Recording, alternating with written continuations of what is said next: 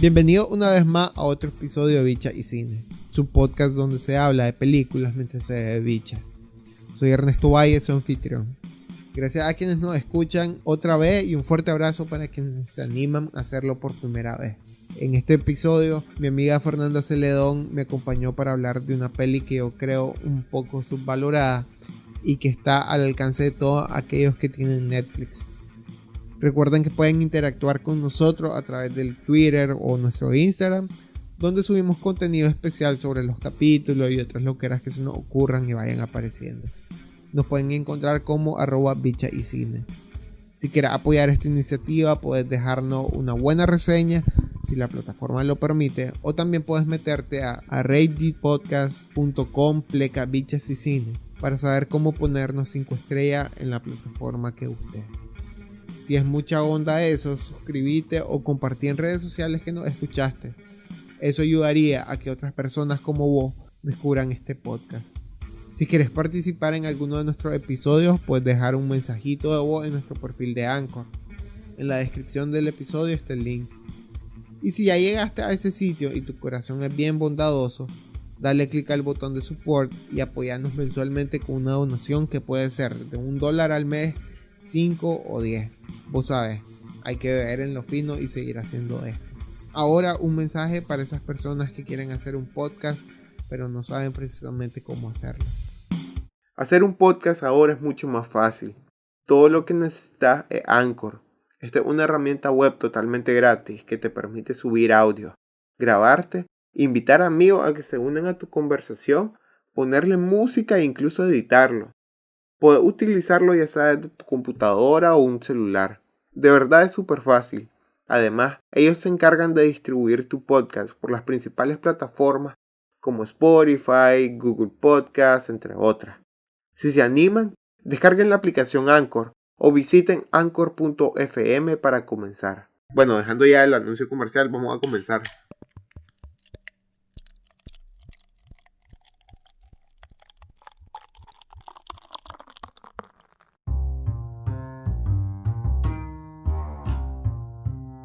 Primero que nada, bienvenida Fer. La Fer es una brother, pero brother, a la que hasta le he cocinado y me ha obligado a cocinarle. Oye, en mi casa. Cocinado, sí. Bueno, sí, también. Hemos cocinado. La Fer ahorita está estudiando. Fer, ¿qué es lo que está estudiando ahorita? Ahorita estoy en México sacando una maestría en historiografía aquí en la Universidad Metropolitana, Autónoma Metropolitana. Elegante. Pues, sí, supongo. Claro.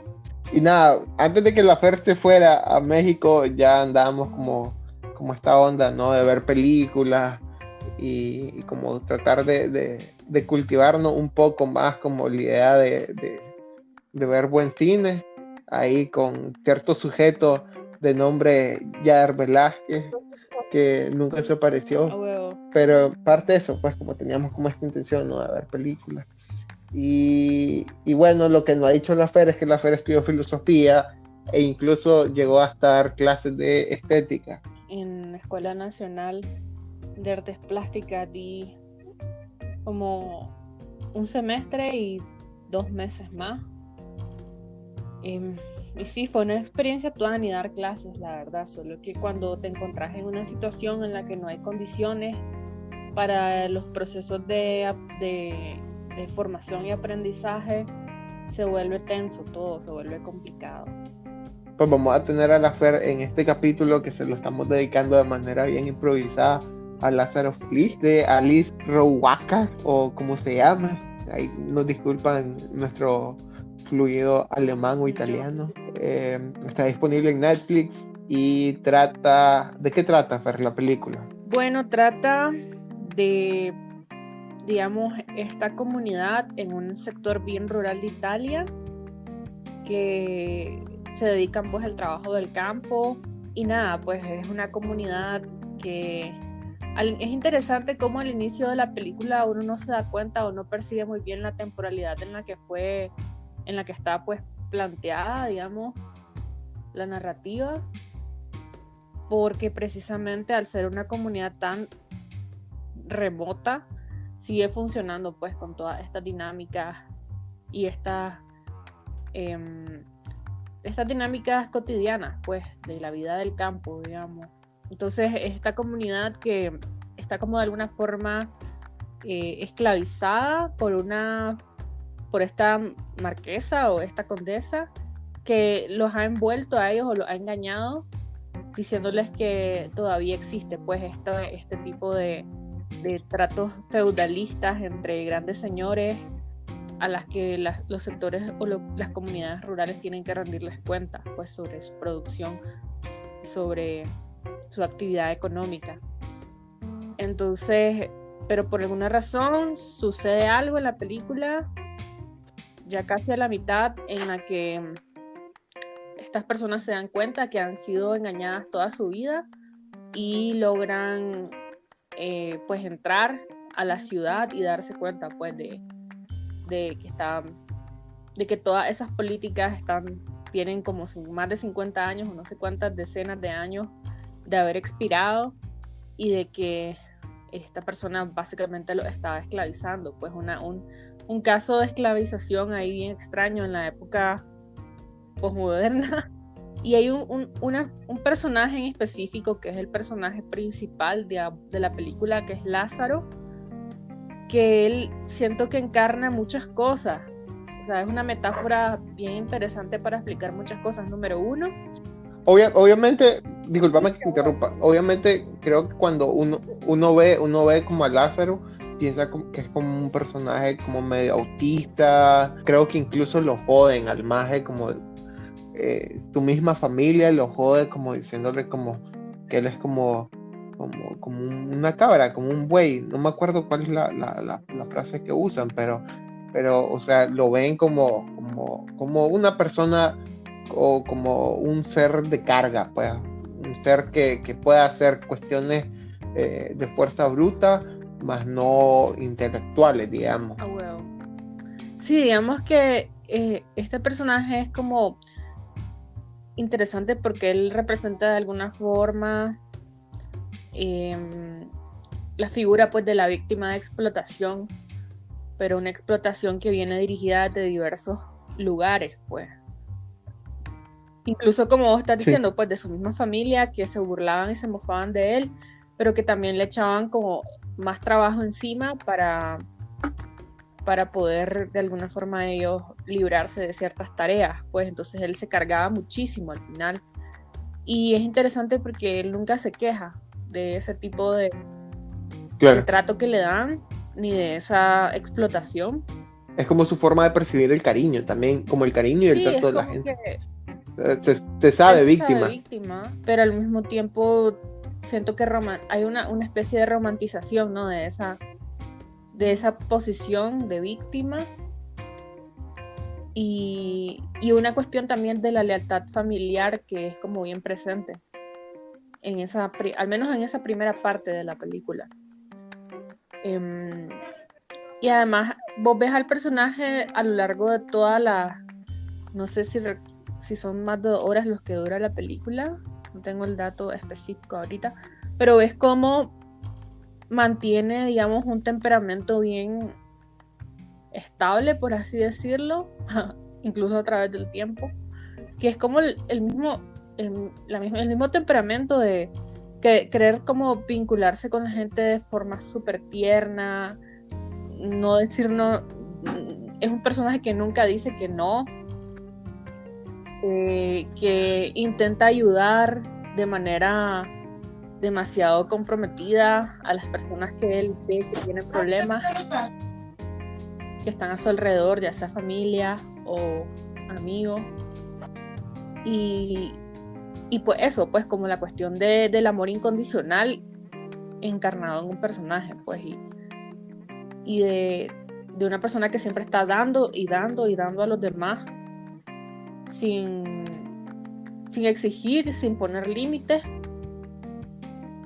y sin reclamar pues nunca.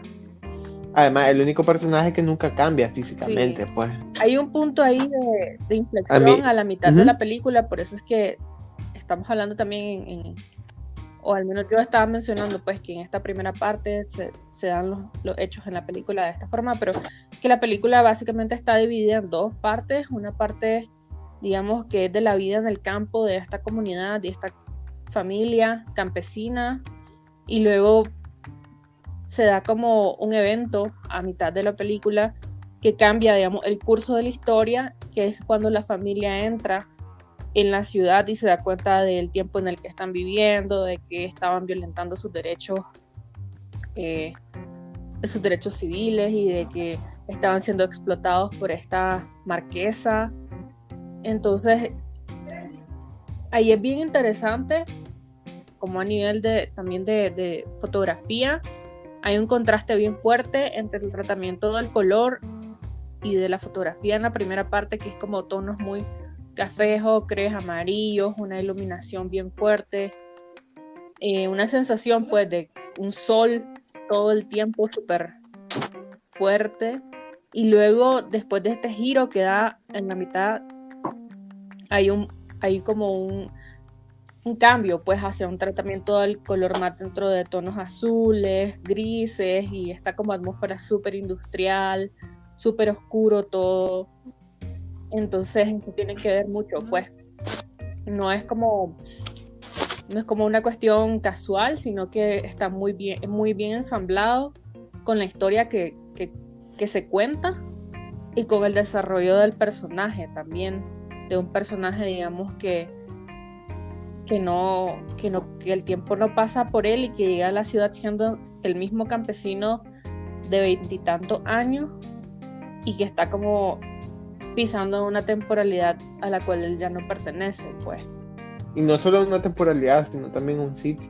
Yo lo que te iba pues como a traer como a la mesa también era cómo desde Italia, por ejemplo, se puede narrar algo desde el realismo mágico, que según mucho de la crítica literaria y las escuelas de asuntos latinoamericanos y bla, bla, bla, suelen atribuir de que el realismo mágico es solo latinoamericano. Pues para mí esto es puro realismo mágico, pues, ficción que se nutre de la realidad, pero que va más allá, ¿no? Y que nutren, digamos, al mundo en general. A mí eso me llamó un montón la atención. Obviamente desconozco si la directora había leído a Gabriel García Márquez o si el guión como tal fue escrito por alguien que ha leído, digamos, a García Márquez o a los latinoamericanos como tal.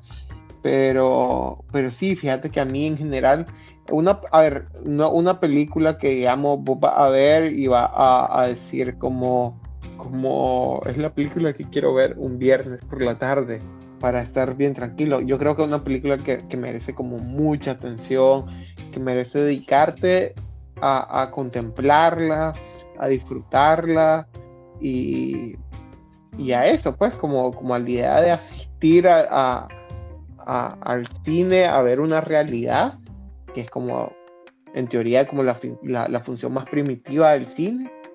Creo que anda como por ahí, ¿no? La idea de la película, además de que yo creo que si algo nos deja esta película, un poco como este mensaje de no importa cuánto tiempo pasen, quienes son opresores van a seguir siendo opresores, pues. A huevo. Y se mofan de ser opresores. Sí, hay como un cinismo bien marcado, ¿no? En estos personajes que son los opresores.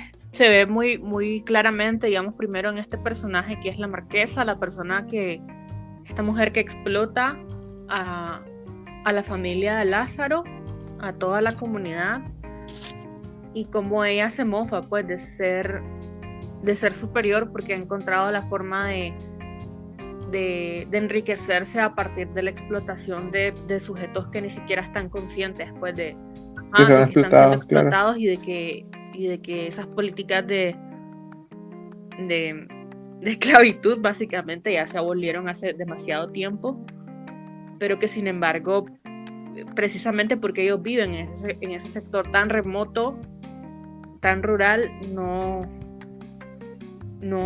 han accedido pues a la información y se dejan explotar sin mucho resistencia pues de por medio, porque si vos ves que los personajes luego se quejan y esto, pero no es como que tomen la postura de querer enfrentarse pues al poder o a la opresión de esta mujer. Entonces ese personaje para mí representa como esa cuestión de ser, es como una forma también bien interesante de poner en escena pues la cuestión del sujeto o capitalista pues que está ahí explotando y mofándose de y sintiéndose orgulloso de la forma fácil en la que recibe pues todo ese dinero y esa riqueza pues que él no trabaja o ella no trabaja pues.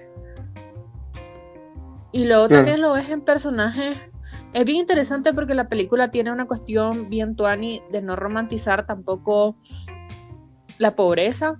No es un discurso rosado, sino que te muestra como varias facetas, pues varias caras de una situación. Entonces vos ves como dentro de la misma comunidad se dan estas dinámicas de poder y como es una cierta jerarquía también. Digamos que la marquesa lo explotó a ellos, pero dentro de la misma familia hay sujetos que tienen más poder que otros y eso explotan hasta que, digamos, en la base de esa pirámide está Lázaro, pues, que es la persona a la que todo el mundo explota.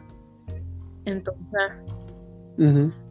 es bien interesante como hay ciertas líneas del guión en donde se marca también ese cinismo hacia la cuestión de ejercer poder sobre otra persona, en este caso en particular pues hacia Lázaro, y mofarse de y sentirse como orgulloso pues de esa cuota de poder que te da ejercer la explotación sobre un sujeto pues.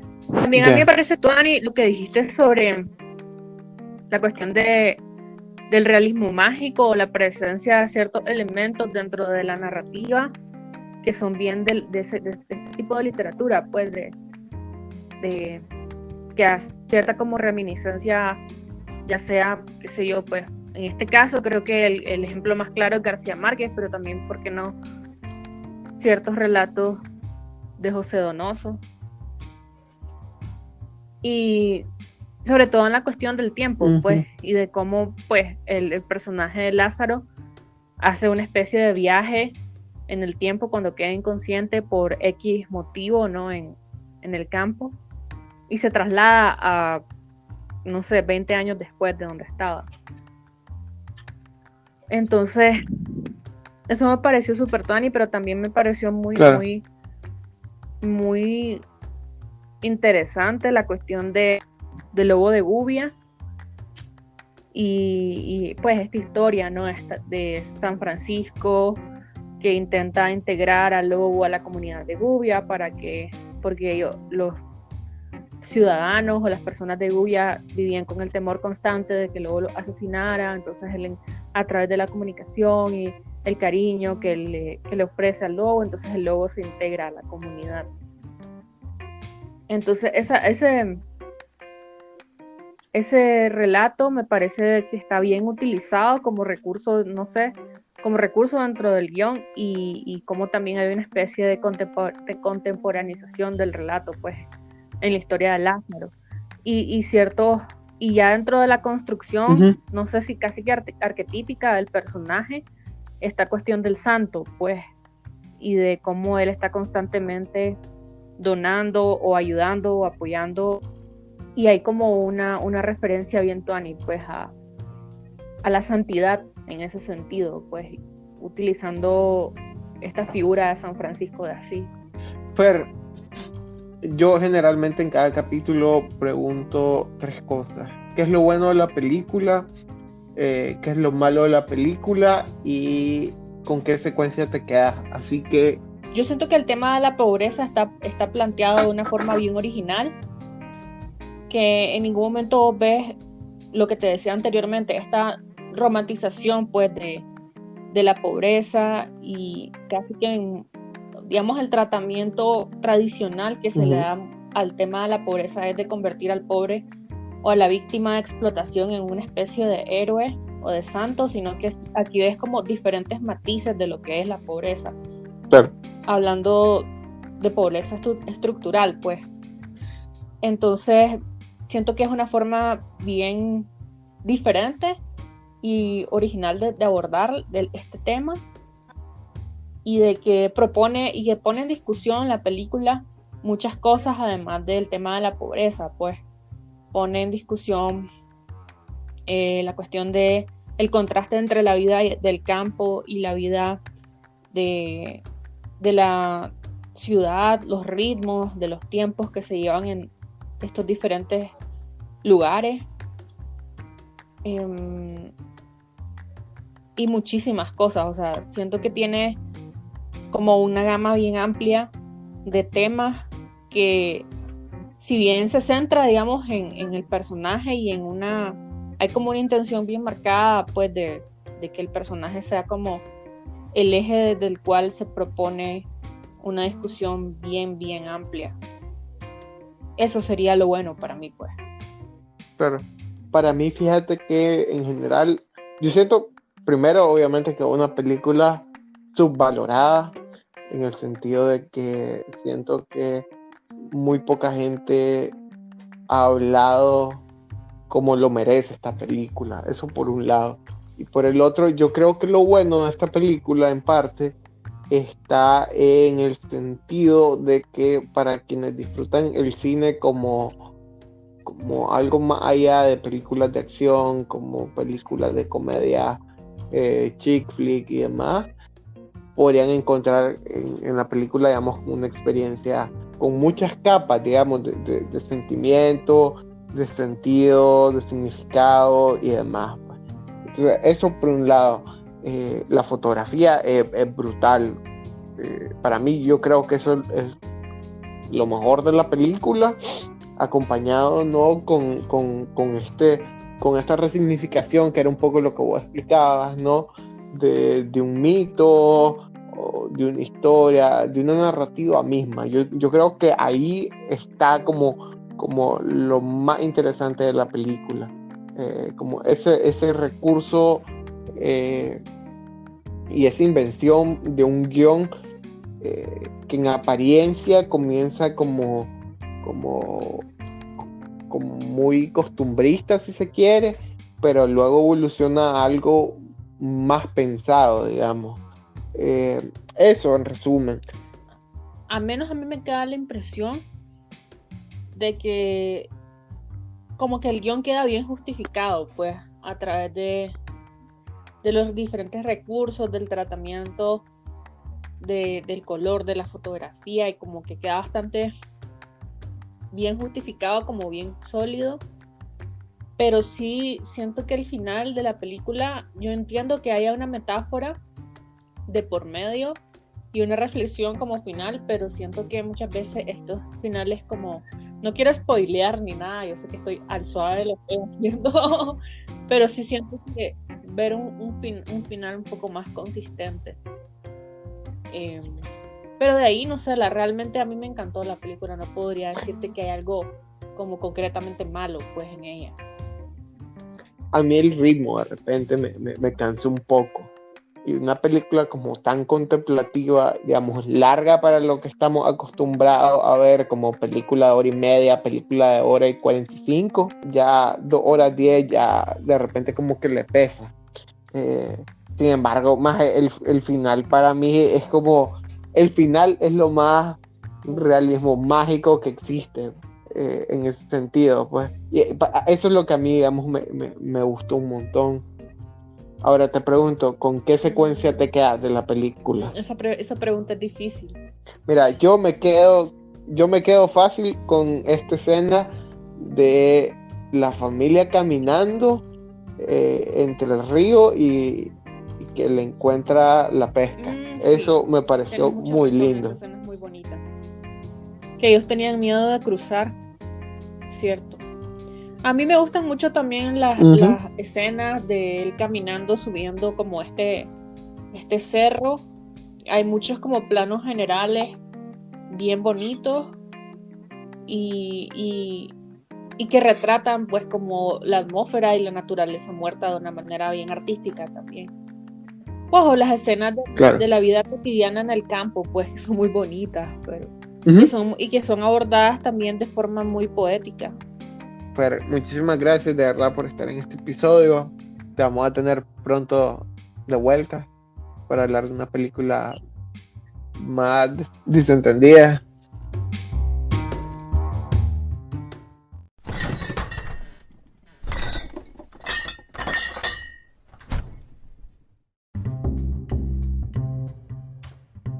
La recomendación de esta semana tiene una historia tras de sí. Recientemente di con un perfil de Instagram de un negocio en México que no solo renta equipos cinematográficos, sino que también desarrolla talleres, la mayoría presenciales, sobre cine y dirección de fotografía. Justamente fue por escuchar otro podcast que creo que es mi favorito, que se llama Cinefoto Latino, donde se compartió pues una dinámica en la que podías participar en la rifa de un cupo para una web masterclass con Iván Rodríguez, un cinefotógrafo de la Asociación Mexicana de Cinefotografía, es decir, la AMC. Y pues nada, que me la gano, y que cuando Rodríguez está hablando sobre sus últimos trabajos, menciona un poco sobre Olimpia. Y es justamente esa la película que quiero recomendarles. La película se centra en 3 personajes, Raquel, Rodolfo y Hernán, todos miembros de una brigada de la Universidad Nacional Autónoma de México durante el clímax de la movilización estudiantil de México en el 68. En gran medida la película está nutrida por fotografías, filmaciones, escritos de algunos personajes históricos que no necesariamente tuvieron el protagonismo, pero sí engrosaron las filas de marcha, asamblea y debates dentro de la universidad. El trabajo de campo, por decirlo de alguna forma. Es dirigida por el cineasta José Manuel Cabriotto, quien ya había trabajado una ficción ambiental en los 70 en México. Y resulta interesante porque termina, según he visto en entrevistas y textos, siendo como una manifestación más de la memoria y de los relatos nacionales, casi como un efecto de lo que en estudios culturales llamamos posmemoria. Sé que me puedo estar poniendo un poco complejo en esto, pero a lo que quiero llegar es a esta pregunta de cómo se produce y reproduce sobre un tiempo no habiendo nacido en esa época. La respuesta puede venir no sobre nutrirse de imágenes, de libros, de verdad entre comillas y relatos familiares. Para esos fans de Roberto Bolaños, uno de los personajes de esta película alude un poco a una leyenda presente en su obra. Es la del personaje de Alcira Sous, una uruguaya radicada en México, a quien posiblemente ustedes recordarán más como Auxilio Lacouture, que sale tanto en Los Detectives Salvajes como en Amuleto.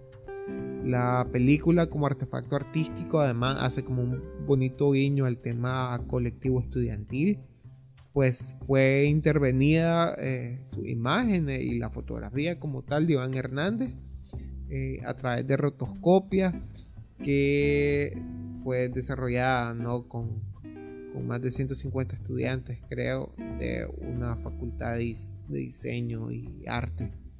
Y al final esto pues le dio como una estética bien soviética ahí de inicios del siglo XX a la película, ¿no? Muy cercana como a la textura del grabado. Justo eso era lo que nos explicaba el cinefotógrafo en las masterclass, y cuando yo vi como todo el planteamiento estético que estaba haciendo, me quedé con las tapas abiertas y quise verlo. Obviamente hay otras dimensiones que me llamaron mucho la atención y me atrajeron a la película, ¿no? Ese México fue al que mi papá llegó en su primera adultez. Él estudió allá y muchas de sus historias tienen que ver con el México que fue después y que en parte se ve reflejado.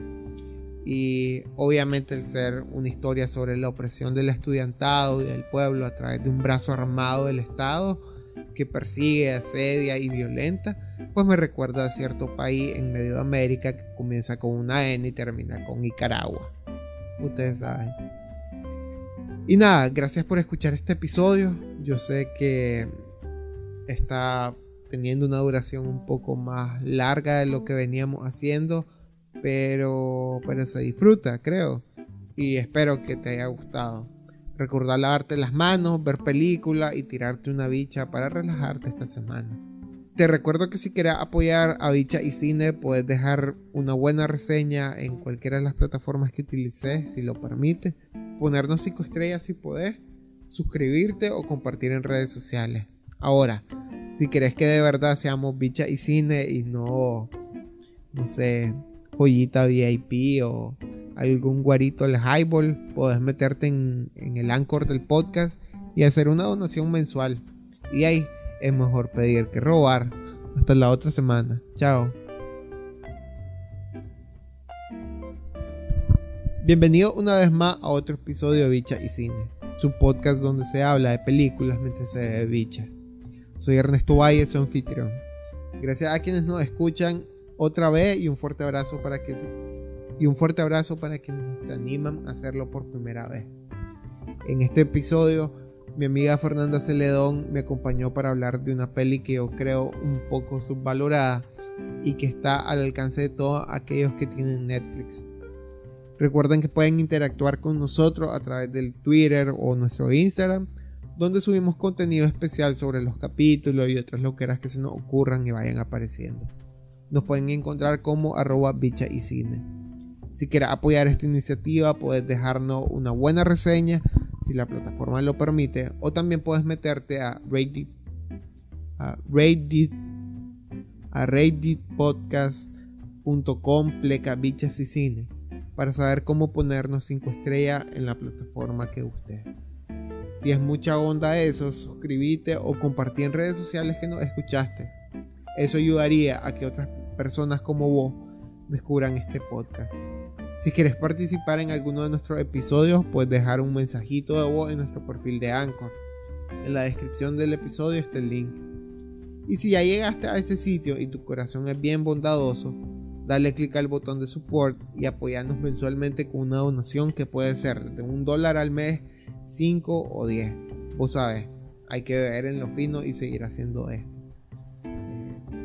Ahora un mensaje para esas personas que quieren hacer un podcast pero no saben precisamente cómo hacerlo.